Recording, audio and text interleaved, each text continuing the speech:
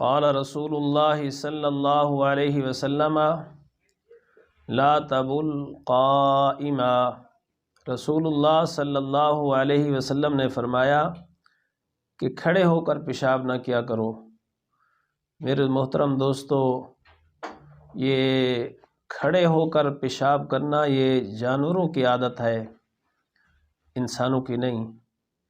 کھڑے ہو کر پیشاب کرنے سے حضور نے منع کیا ہے، اور اکثر دیکھنے میں آتا ہے کہ ہمارے چھوٹے بڑے اور نوجوان اس چیز کی پابندی نہیں کرتے، اور کچھ وہ حضرات جو ٹائٹ قسم کے لباس پہنتے ہیں، پینٹ شرٹ ہے یا اس طرح کے لباس پہنتے ہیں جو آسانی سے بیٹھ نہیں سکتے، تو وہ پھر اس طرح کھڑے ہو کر پیشاب کرتے ہیں، اور پیشاب کی ساری چھینٹیں جو ہے نا وہ اپنے اوپر بھی آتی ہیں، کپڑوں پر بھی آتی ہیں اور دوسری جگہ پہ جاتی ہیں۔ یہ بہت نامناسب بات ہے۔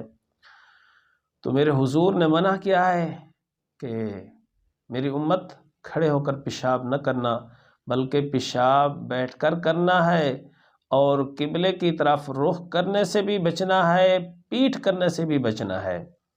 اور پیشاب کرنے کے بھی بہت سے آداب ہیں، اور ایسی جگہ پیشاب نہیں کرنا جہاں جنات وغیرہ کا خدشہ ہو، یا کسی چیز کی بل ہو، یعنی کسی چیز کا سوراخ ہے اس میں بھی آپ نے پیشاب نہیں کرنا، اور سخت جگہ پہ کسی اینٹ وغیرہ پہ جہاں چھینٹیں اٹھیں اور اپنے کپڑوں پر پڑیں، ایسی جگہ پر بھی پیشاب نہیں کرنا، بلکہ موزوں جگہ پیشاب کے لیے تلاش کر کے وہاں پیشاب کرنا ہے۔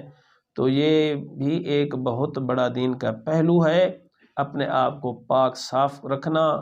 یہ طہور جو ہے نا، پاکی اللہ کو بڑی پسند ہے، اور پاک رہنے والا انسان جو ہے وہ اللہ کو بڑا پسند ہے۔ اور جب بھی کہیں پیشاب کریں کوشش کریں کہ فوراً استنجا کر لیں، کیونکہ انسان پاک رہتا ہے اللہ کی رحمت اس پر برستی رہتی ہے۔ جو انسان ناپاک رہتا ہے اس کے قریب رحمت کے فرشتے نہ آتے ہیں، نہ اللہ کی رحمت اس کے قریب آتی ہے، بلکہ اس کے قریب تو شیطان آتا ہے اور شر آتا ہے اور جن آتے ہیں۔ تو ہمیں پاک و صاف رہنا چاہیے۔ اللہ رب العزت توفیق عمل عطا فرمائے۔